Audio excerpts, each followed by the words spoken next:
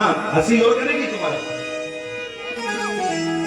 जैसे ही भगवान बंधन में बने तो लक्ष्मी जी बात में राखी लेके और महाराज बलि की कलाई में राखी बांधी और भगवान को बंधन से मुक्त किया। इसमें दो कथाएं छोटी रहे और नहीं भी सुन लो। जब परमात्मा ने छोटा सा रूप बनाया और रतनमाला ने जैसे ही देखा राधा बलि की बेटी छोटा सा रूप, रतनमाला बड़े प्रेम से कहने लगे अगर इतना प्यारा बेटा मेरी गोद में आ जाए तो हम इसे जी भर के दूध पिला दें। भगवान तो मन की बात जान जाते। भगवान ने कहा जाओ रतनमाला तुम्हारी गोद में आएंगे, तुम्हारा दूध लेंगे। जब जैसे ही भगवान ने अपना रूप बनाया तो रतनमाला दांतों को पीस के कहने लगी ऐसा धोखेबाज लड़का मेरी गोद में आ जाए तो उसी ने गला घोंट के वो मार डाली। भगवान ने कह दिया जाओ रतनमाला तुम्हारी बनी बनाई गई, हम तुम्हारा दूध तो पिए, तुम हमें नहीं पाओ, जिस दिन दूध पिएंगे उसी दिन हम तुम्हें मार देंगे। फिर यही रतनमाला द्वापर में पूतना बनी। परमात्मा ने दूध तो पिया लेकिन वही मार के दिया। भैया लोगों को नाप लिया और जब ब्रह्मलोक पहचान और मन के जब धो लिया। क्या सुनेंगे क्या करेंगे तो ब्रह्मा जी के कमंडल से गंगा की धार बन के निकलेगा। यही तो गंगा है। तभी तो हम शीश जटा के बीच हरे भगवान के पैरों से निकली है मां गंगा। तब इनका एक नाम है विष्णुपति।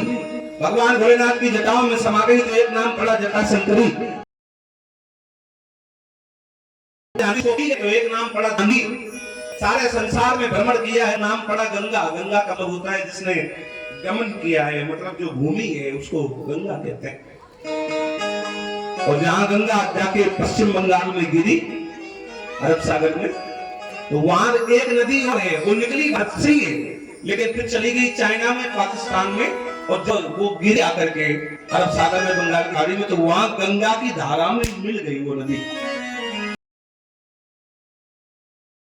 उसकी लंबाई गंगा से ज्यादा है। ब्रह्मपुत्र की लंबाई है 3333 किलोमीटर, गंगा की लंबाई 2525 किलोमीटर। वहां जब ये दोनों धाराएं एक हुई ना गंगा और ब्रह्मपुत्र, वहां नाम पड़ा पद्मा। भैया जैसे भगवान बंधन से मुक्त हुए आज जयकार हो रही है, फूलों की वर्षा हो रही है। बोलो सीताराम भगवान मेरे भाई यहाँ से कथा शुरू होगी। हम लोग कथा की ओर चले, इसके बाद कृष्ण कथा होगी। सब लोग बड़े प्रेम से गाओ। भाई के प्रति क्या कर्तव्य होता है ये राम जी से सीखो, है ना। अगर ये सीखना है तो रामायण से सीखो।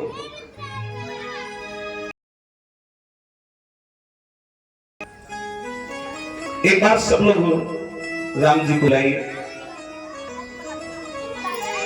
और तेरी मर्जी का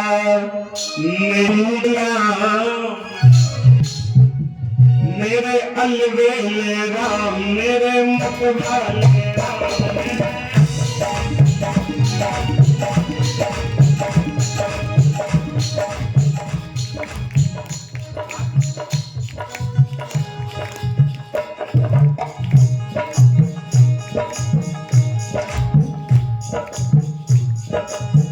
हमारे लिए आशीष यादव आपकी तरफ से 200 रुपए और पुष्पहार प्रसाद भगवान के लिए सादर पड़े रक्षा करे राजा ने दया करे।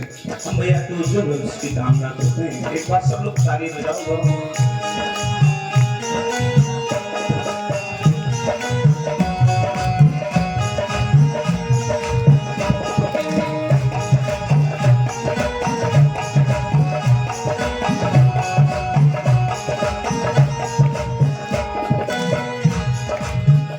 तेरी मर्जी का, तेरी मर्जी का, तेरी मर्जी का मेरे अलवेले राम, मेरे मतवाले राम।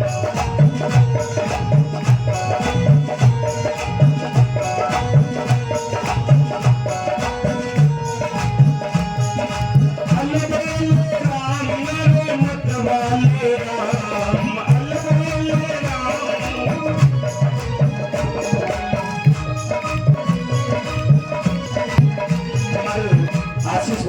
से हमारे सभी स्टूडेंट भाइयों का भी सम्मान बिहारी जी रक्षा करने राधा रानी गया है।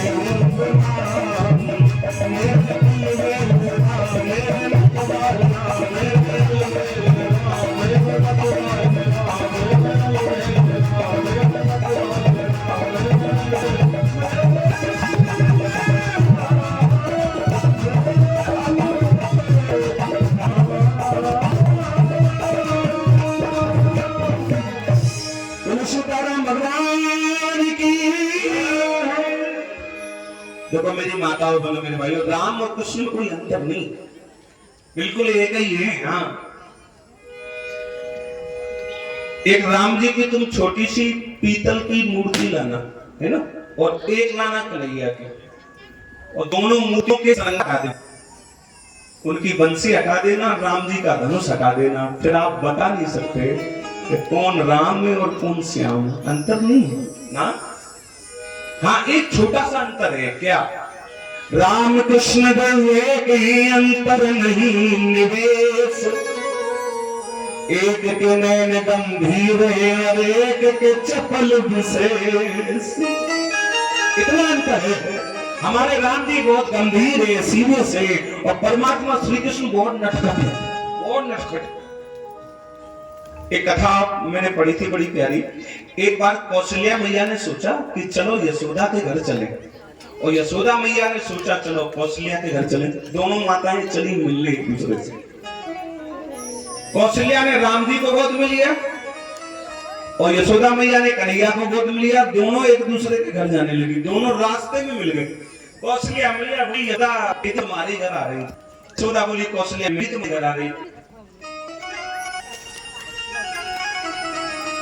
दोनों माताएं बैठ के आपस में बातें करने लगी। ध्यान देना, बच्चों को वही छोड़ दिया। थोड़ी देर बात की, बोले अब मिल गई ये तो फिर घर जाके क्या करोगी, अब अपने अपने घर चलो। तो जैसे ही अपने अपने घर चली तो बच्चों में हो गई अदला बदली। कौशल्या ने ले लिया कन्हैया को, यशोदा ने ले लिया राम जी को, बच्चों में अदला बदली हो गई। अब कौशल्या मैया जैसे ही अपने घर लेके आई, अब वो राम जी तो है नहीं, वो तो कन्हैया थे। कन्हैया आए कौशल्या मैया के घर में, 10-20 मिनट हुए होंगे, मकान में जितने शीशा थे सब तोड़ डाले, मटकी सब तोड़ डाले। कौशल्या मैया पड़ गई चक्कर में, मेरा बेटा तो बड़ा सीधा था, ये बंदर का बच्चा कहाँ हमारे पल्ले पड़ गया। और इधर यशोदा मैया लेके आई तो उनके हिस्सा में राम जी आ गए। राम जी को जैसे घर लेके आई, अब यशोदा मैया खूब ताली बजाए, नाचो बेटा नाचो। अब राम जी बोलते, यशोदा मैया चक्कर में पड़ गई, ये गणेश जी कहां से हाथ में पल्ले पड़ गए। और ये दोनों माताओं को याद आया, मिलने गए थे, बच्चों की अदला बदली हो गई। फिर दोनों अपने अपने लेके आई, बोले कहा करें। कौशल्या मैया बोली ये पकड़ो अपने बंदर के बच्चा को, पूरे घर में इसने मेरा दिमाग खराब कर दिया। अरे बोले तुम अपने पकड़ा ये गणेश जी को, ये कुछ बोलता है ऐसे ही बैठा रहता है चुपचाप। इतना अंतर है बस, और ज्यादा अंतर नहीं। हुआ क्या, पहले वंशावली सुन लो, बिल्कुल शुरू से सुनिए।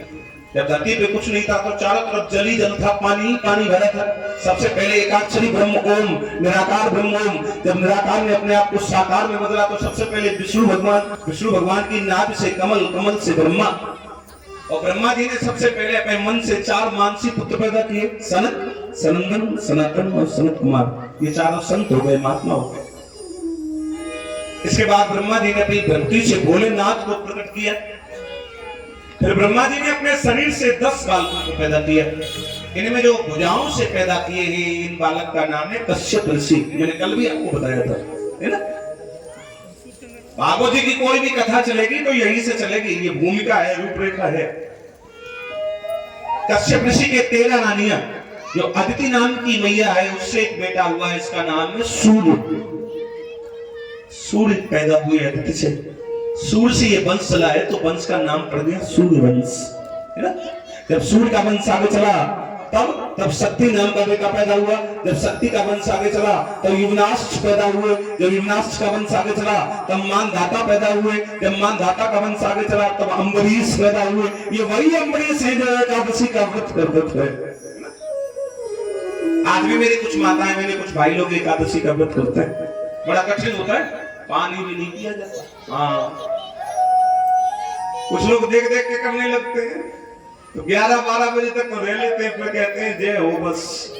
हाँ, अगर हमने एकादशी कर ली तो द्वादशी देखने को भी नहीं मिलेगी, पानी भी नहीं पीते उसमें। हाँ, एकादशी वाले दिन एक चीज नहीं खाई जाती, बताओ क्या नहीं खाई जाती? चावल। अच्छा, हमें मना नहीं, हम खा सकते हैं।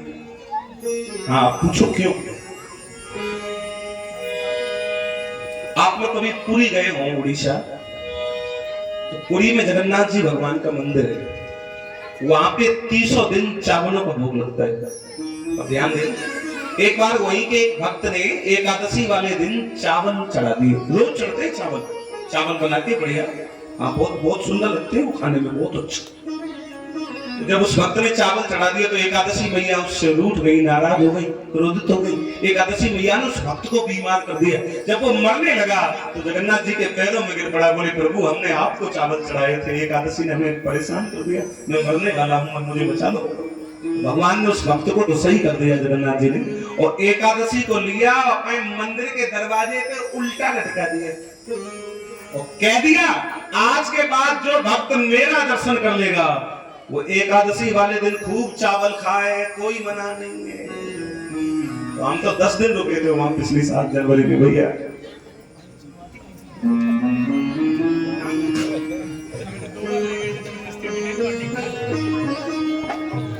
हमारे भैया धीरेन्द्र सिंह 100 रुपए के मेटर पड़े, यानी जी रक्षा करे, राधा रानी दया करे। तो जो लोग जगन्नाथ भगवान के दर्शन कर चुके हैं उन्हें एकादशी वाले दिन चावल खाना मना नहीं भैया।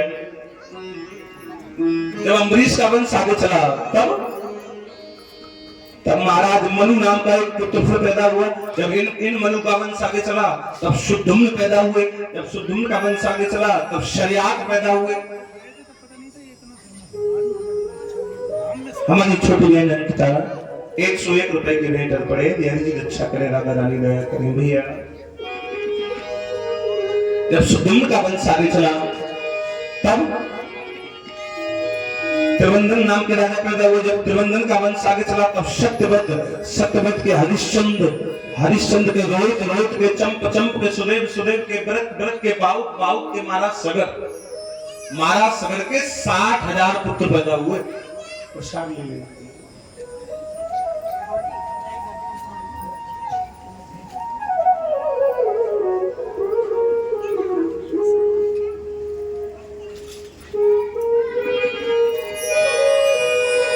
भैया जब महाराज सगर का वंश आगे चला तो महाराज सगर के 2 रानियां थी। बड़ी रानी का नाम था केसनी और छोटी रानी का नाम था सुमित्रा। इनके घर में कोई बेटा पैदा नहीं हो रहा है। अच्छा एक बात बता, ये सूर्यवंश में श्राप लगा था। सूर्यवंशियों की ये श्राप है, ध्यान देना। सूर्यवंश में कोई भी लड़का सूर्य से लेके परमात्मा राम तक 40 पीढ़ियां हैं, 40, और 40 में एक भी लड़का अपने पिता के अंश से पैदा नहीं हुआ। कोई बिंद निकले, कोई फूल से निकले, कोई हवन कुंड से पैदा हुए बालक कैसे पैदा हुए। अच्छा ये तो है सूर्यवंश की पहचान। और ये प्रभु राम के बाद ये पहचान नहीं रही। फिर तो लिखा है 2-2 सुत सब भ्रातन जी आए। सब भाइयों ने 2-2 बच्चे पैदा हुए, सब भाइयों के, चारों भाइयों के। हाँ, फिर धरती से और फूल से नहीं हुए, हवन कुंड से नहीं हुए, कीट से नहीं हुए। ये राम तक श्राप चला, राम जी के बाद ये श्राप मिट गया। अच्छा ये सूर्यवंशियों का श्राप है। और एक पहचान चंद्रवंशियों की भी है, यदुवंशियों की भी एक पहचान है, वो आज भी चल रही है। आज भी क्या पहचान है? यदुवंशियों की कोई भी शादी बिना झगड़ा के नहीं बनी। अब तो थोड़ा पढ़े लिख गए तो समझदार हो गए, कोशिश करते हैं शादी में झगड़ा ना हो, लेकिन होता है, थोड़ा ना थोड़ा होगा। हाँ, चाहे फिर सारा जोड़ी के ऊपर हो। हाँ भैया, तो देखिए जब महाराज सगर का वंश आगे चला भैया, आप यही रहा परेशानी हो जाती है भैया। Hello Shri Radhe, Shri Radhe, hello hello Shri Radhe,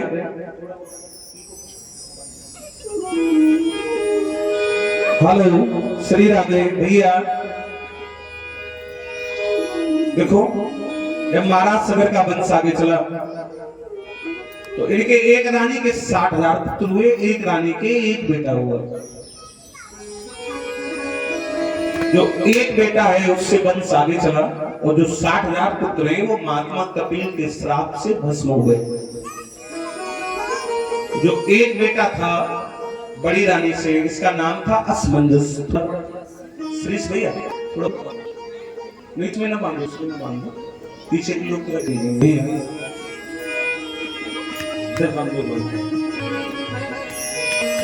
असमंजस का वंश जब आगे चला तब अंशुमान के दिलीप के भगीरथ और माता भगीरथ गंगा लाए। भगीरथ जी तपस्या करने गए, ब्रह्म जी की तपस्या कर रहे गंगा लाने के लिए, और भगीरथ सोच रहे हैं क्या, भगीरथ सोच रहे हैं क्या, और गंगा को मनाना है, ज्यादा देर लगेगी, गंगा को मनाना है, देर लगेगी।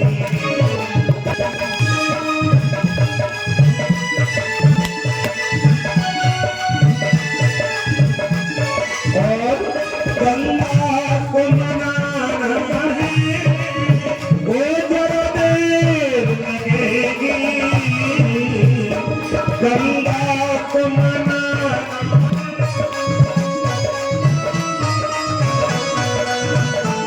और आखिर उन्हें आना, आखिर उन्हें आना, जरा देर लगेगी, आखिर उन्हें आना।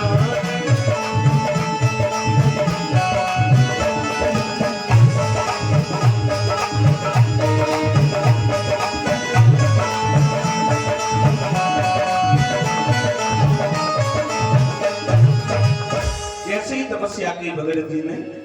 ब्रह्मा जी प्रसन्न हो गए, मांग लो क्या चाहिए बेटा। बोले गंगा को छोड़ दो धरती पे, हमें गंगा की जरूरत है।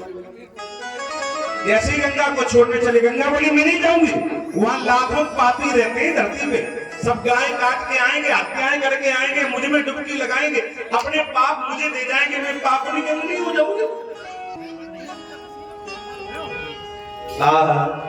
ब्रह्मा जी ने कहा ये बात सही है, पापी आएंगे, उनमें डुबकी लगाएंगे, अपने पाप तुम्हें जाएंगे, लेकिन तुम्हारे पाप दूर भी हो जाया करेंगे। तब बोले सुनो, गंगा पापिन बन जाएगी, पापी पामर के नहाने से, तो तेरे पाप दूर होंगे साधु संतों के नहाने से। जब साधु संत तुम्हें डुबकी लगाएंगे, तुम्हारे पाप दूर हो जाया करेंगे। अब तो चली जाओ। गंगा मैया बोली मैं नहीं जाऊंगी। क्यों? बोले अगर मैं कमंडल से गिरी स्वर्गलोक से, तो मेरा पाव बहुत तेज है, मेरी धारा बहुत तेज है। कोपी धार्यता वेगम अन्यथा छित्वा रसातलम, मेरा वेग कौन धारण करेगा? मैं धरती फोड़ दूंगी, मैं चली जाऊंगी पाताल में, फिर मेरे जाने का मतलब क्या? हाँ, अगर मुझे कोई बीच में थोड़ी देर रोक ले तो मैं जा सकती हूँ, मेरा भाव धीमा हो जाएगा। भगीरथ ने कहा प्रभु इनका वेग कौन रोक सकता है? ब्रह्मा जी बोले जो काम कोई नहीं कर पाता है वो भोलेनाथ कर देते हैं। शंकर जी को मना। आज भगीरथ पहुंचे भोलेनाथ के पास, आवाज लगा रहे हैं भोला। एक बार सब लोग बुलाओ भोलेनाथ, बुलाइए। ओम नमः शिवाय, हरि ओम नमः शिवाय।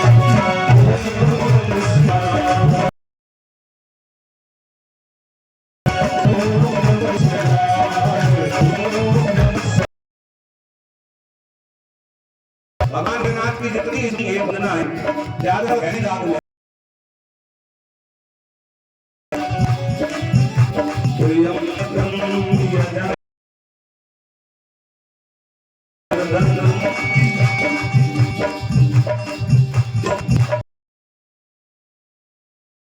काशी में जाना, काशी में देना होली खेले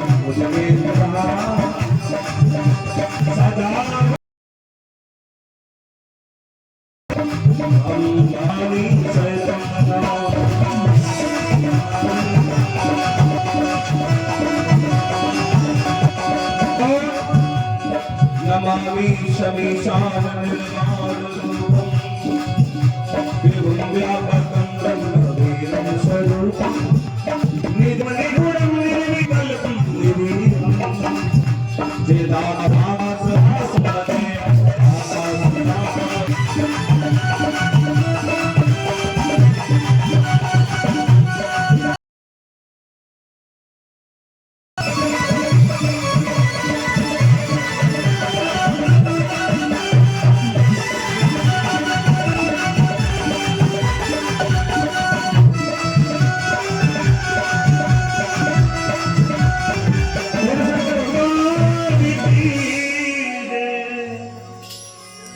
भगवान शंकर की जैसे ही प्रार्थना की, भगवान शंकर तो थोड़ी सी बात में पसंद, थोड़ी सी बात में नाराज। भगवान शंकर ने कहा बताइए भगत की आवाज।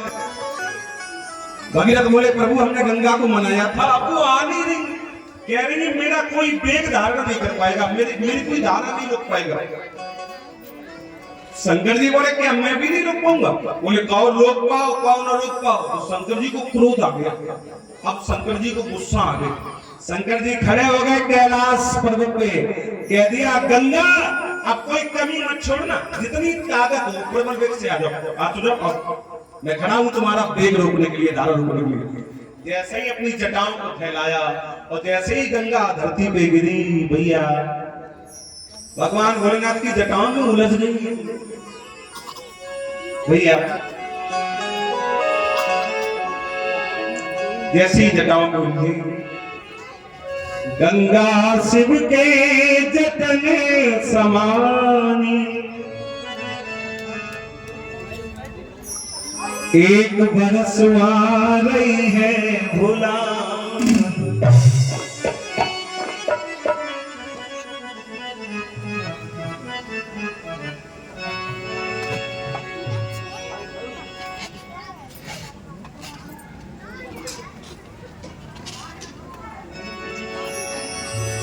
हमारे छोटे भैया वरुण दीक्षित सन ऑफ श्रीमान अनिल दीक्षित जी, प्राइमरी अध्यापक, हाल निवास कृष्णा शूट्स के पीछे संजीव नगर, आपकी तरफ से 501 रुपये भगवान के लिए प्रसाद सादर रुपये। और मैं वरुण के यहाँ पे कम से कम नहीं तो 11-12 बार कथा कर चुका हूँ। हर साल प्रतिवर्ष वार्षिक तिथि है इनके यहाँ पे 25 अक्टूबर, एक साल कथा होती रही। बड़ा प्रेम, बड़ा स्नेह देते हैं, बड़ा लगाव है। और आप यहाँ भी आए, हमें बहुत अच्छा लगा भैया। बोले बाके बिहारी की जय। गंगा जटाओं में फंस गई, निकलने का मौका नहीं मिल रहा है।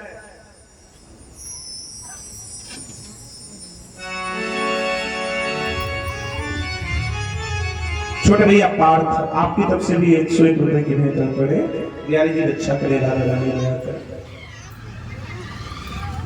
भगवान शंकर ने कहा और बताओ गंगा।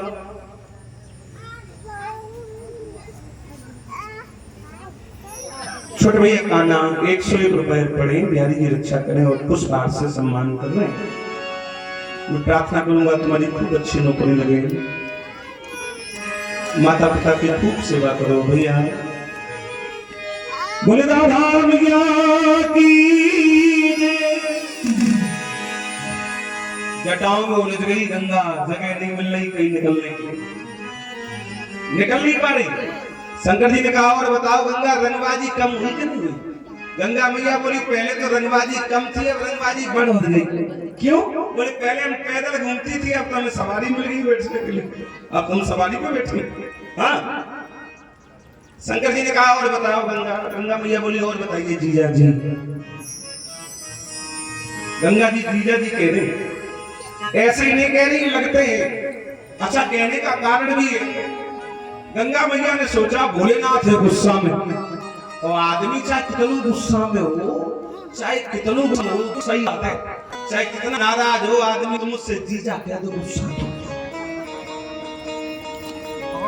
हाँ, जीजा शब्द में बड़ा जादू है। बाजे बाजे तो अपनी घड़ी दे आए, बाजे बाजे अंगूठी दे आए, और हम दुनिया की बात क्या करें, 7200 रुपए तो हम दे आए।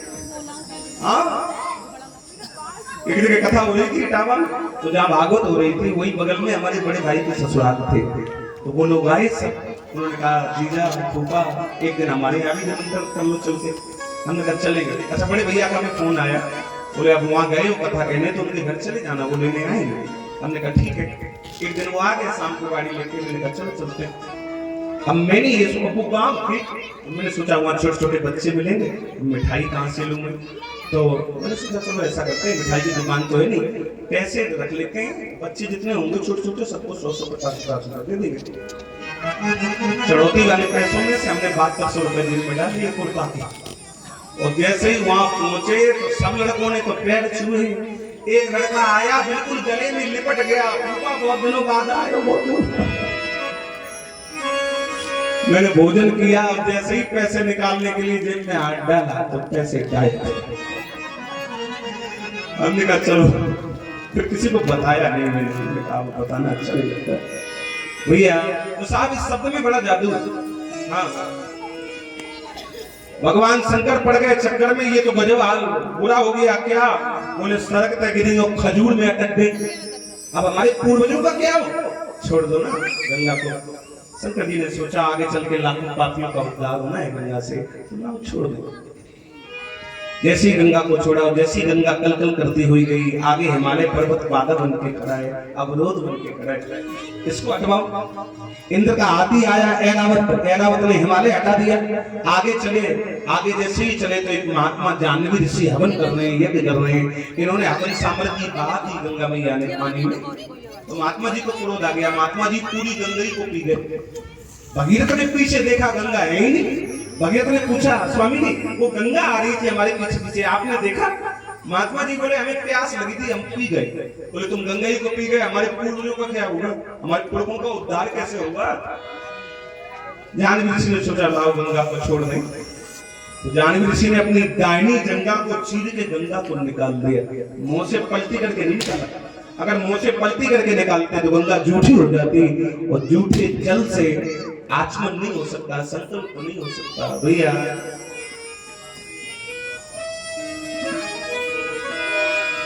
हुआ क्या, जैसे गंगा मैया सारे संसार का भ्रमण करती हुई चली। वैसे ज्यादा जगह नहीं गई गंगा, सबसे पहले निकली है उत्तराखंड में, हरिद्वार से आगे। उत्तराखंड के बाद गंगा मैया आई यूपी में, यूपी के बाद गंगा मैया आई बिहार में, और बिहार के बाद गंगा मैया चलेंगी पश्चिम बंगाल में। 4 स्टेटों को इन्होंने छुआ है, बस ज्यादा जगह नहीं गई भैया। जैसे गंगा मैया भगीरथ के पूर्वजों के ऊपर से निकली, आज जय जयकार हो रही है, फूलों की वर्षा हो रही है, बोले गंगा मैया की।